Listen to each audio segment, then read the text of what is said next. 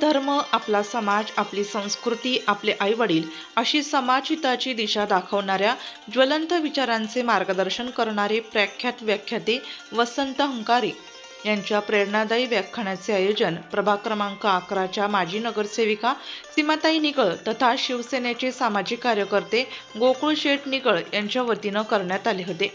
सातपूर कॉलनीतील छत्रपती शिवाजी महाराज विद्यालयाच्या भव्य प्रांगणात काल सायंकाळी आयोजित या कार्यक्रमाप्रसंगी ज्येष्ठ माजी नगरसेविका इंदुबाई नागरे, माजी नगरसेविका उषाताई शेळके, शिवसेनेच्या पदाधिकारी रोहिणी देवरे, सामाजिक कार्यकर्ते धीरज शेळके, रवींद्र देवरे, शांताराम निगळ, योगेश कांगुर्डे, भिवानंद काळे आदी असंख्य शिवसेना पदाधिकाऱ्यांसह छत्रपती शिवाजी महाराज विद्यालयाचे सर्व संचालक मंडळाचे सर्व पदाधिकारी, श्री सप्तशृंगी माता ज्येष्ठ नागरिक संघाचे सर्व पदाधिकारी, महिला मुक्ती मंच, योगा ग्रुप अशा विविध क्षेत्रातील मान्यवर सामाजिक कार्यकर्ते उपस्थित होते. उपस्थित सर्व मान्यवरांच्या हस्ते प्रथम राष्ट्रपुरुषांच्या प्रतिमांना पुष्पहार अर्पण करून सरस्वती पूजन तसेच दीप प्रज्वलन करण्यात आले. ज्वलंत विचारांचे मार्गदर्शन करणारे प्रख्यात व्याख्याते वसंत हंकारे यांच्यासह उपस्थित सर्व मान्यवरांचा आयोजकांच्या वतीनं यथोचित सत्कार करण्यात आला.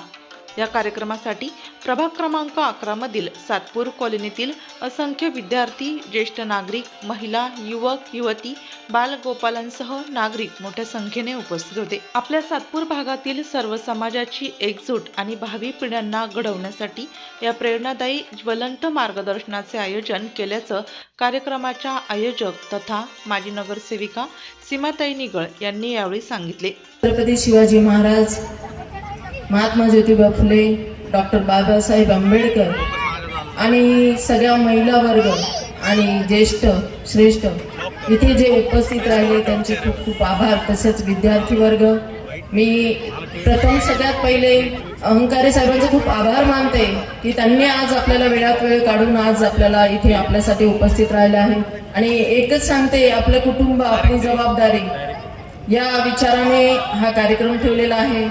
आज तुम्ही बघत आहात मालेगावमध्ये जी गोष्ट झालेली आहे ही हृदय हळवून टाकणारी आहे आणि त्या गोष्टीतून थोडासा संदेश असा वेगळा जातोय की आपले मुलं भरकटताय, मुली भरकटताय आणि आपल्याला कुठेतरी मान खाली घालण्याचा हा वेगळा अनुभव यायला लागला आहे. आज काल झाल्यानंतर परत आज मालेगावमध्ये तीच गोष्ट झाली आहे.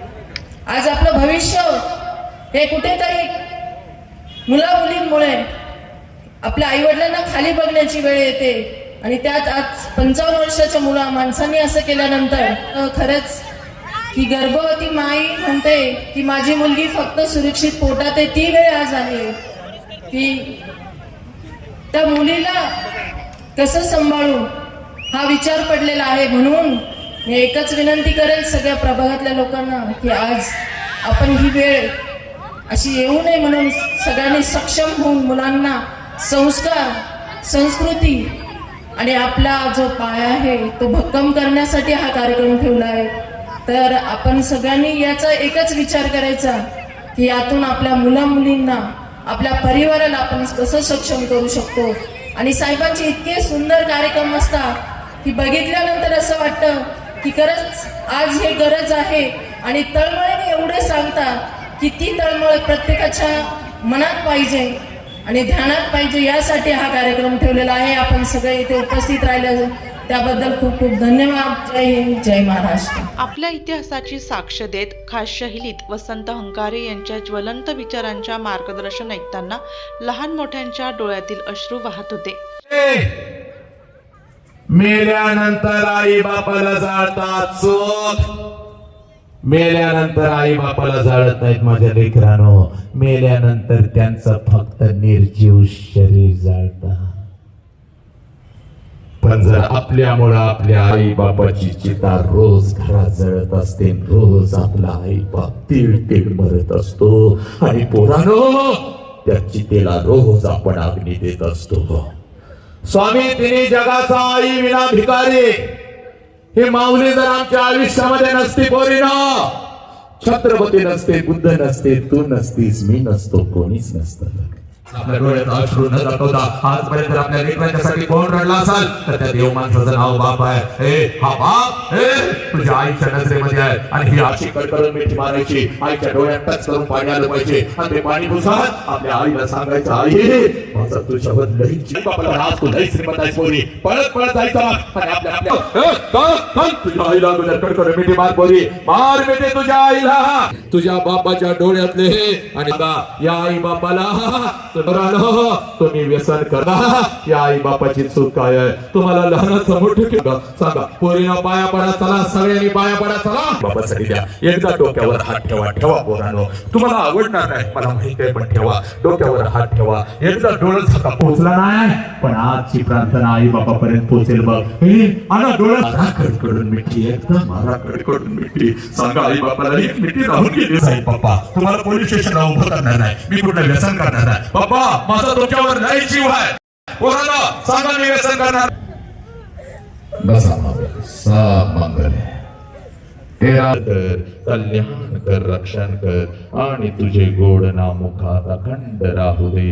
आता विश्वास ला इलाहा इल्लल्लाह अशहदु अन्न मुहम्मद रसूलुल्लाह अय्याल सलाह अय्याल फलाह नमो तस्स भगवतो अरहतो सम्मा संबुद्धस्स बुद्धं शरणं गच्छामि धम्मं शरणं गच्छामि संघं शरणं गच्छामि.